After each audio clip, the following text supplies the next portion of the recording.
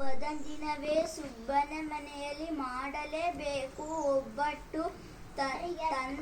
ತಂದರು ಮೈದಾ ಬೇಳೆ ಬೆಲ್ಲ ದಿನಸಿ ಅಂಗಡಿಗೆ ಹೋಗ್ಬಿಟ್ಟು ನೆನೆಯಲಿ ಎಂದು ಕಲಸಿದ ಇಟ್ಟರು ನೀರು ಎಣ್ಣೆ ಮೈದಾ ಹಿಟ್ಟು ಬೇಳೆಯ ಬೇಯಿಸಿ ನೀರನ್ನು ಬಸಿದು ತೆಗೆದರು ಬೇಳೆಯ ತಿಳಿಪಟ್ಟು.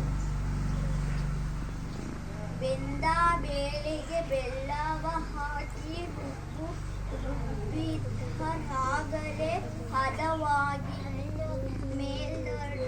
ಮೇಲ್ಹಪ್ಪಷ್ಟು ಪುಡಿ ಏಲಕ್ಕಿ ಬೆರೆಸಿದರದಕ್ಕೆ ರುಚಿಗಾಗಿ ಮೈದಾ ಹಿಟ್ಟು ಕಣವ ಮಾಡಿ ದಡಕ್ಕೆ ಚಂಡದಿ ಒತ್ತಿದರು.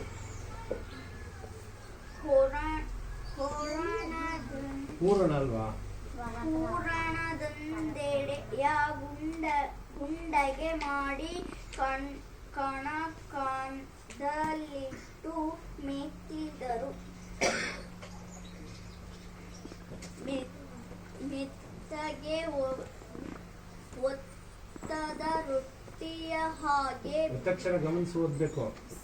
ಬಿಸಿ ಮಾಡಲು ಒಲೆ ಹಚ್ಚಿದರು. ಹಚ್ಚಿದ ಒಲೆಗೆ ಕಾವಲಿ ಇಟ್ಟರು. ಚಮಚದಿ ಎಣ್ಣೆಯ ಹಾಕಿದರು. ಕೆಂಪಗೆ ಕಾವಲಿಯಲ್ಲಿ ಒತ್ತಿದ ಹೋಳಿಗೆ ಹಾಕಿದರು.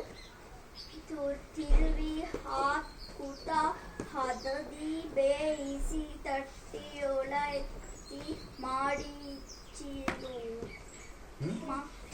ಮಡಿಚಿದರು.